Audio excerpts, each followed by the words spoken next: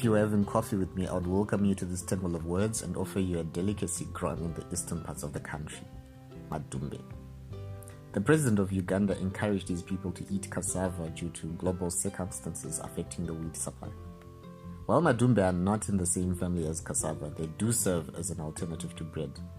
I could almost imagine our president similarly recommending that we resort to eating alternatives to bread due to the rising bread prices fueled by both global and local shenanigans. What are these Madhumbe? You might be asking yourself. Well, they are tuber crops known as the taro root, similar to yams to the point of them being mistaken for each other. I'm not entirely convinced they are not that much different. Yam is the common name for the edible tuber, and which was independently domesticated on 3 different continents: Africa, Asia, Americas. Taro root is a tropical root vegetable thought to be native to southern India and Southeast Asia, but studies show it may have been independently naturalized in different regions.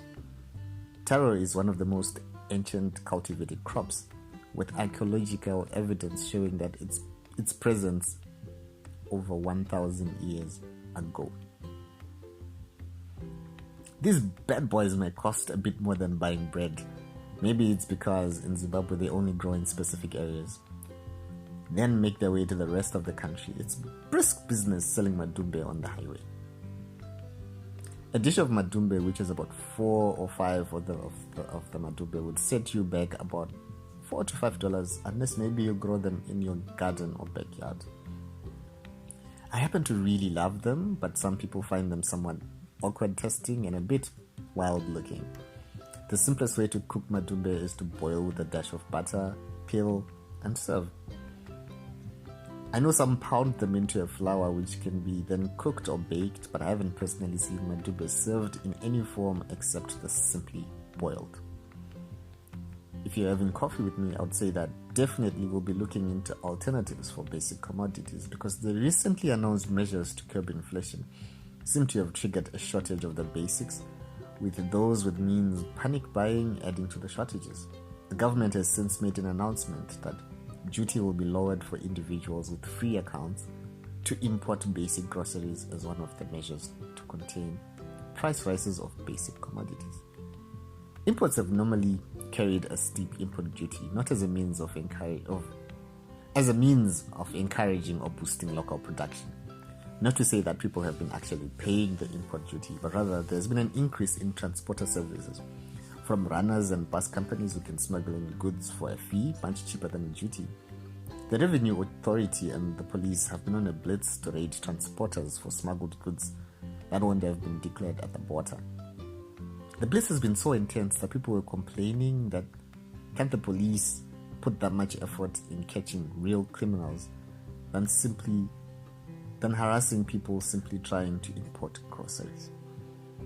Speaking of the police over-enthusiasm in carrying out their duties, that is the police, have banned the police from using handheld spikes whilst performing traffic enforcement duties throughout the country. The use of the said spikes had been resulting in accidents, some ending up in fatalities.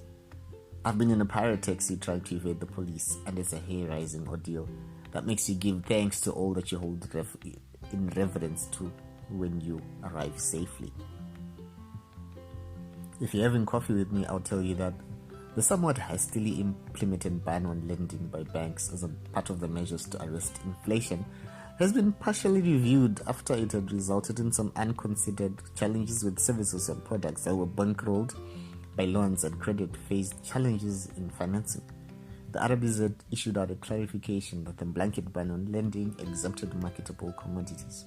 Suspension of lending facilities does not apply to marketable commodities such as tobacco, cotton, sugar, maize, etc.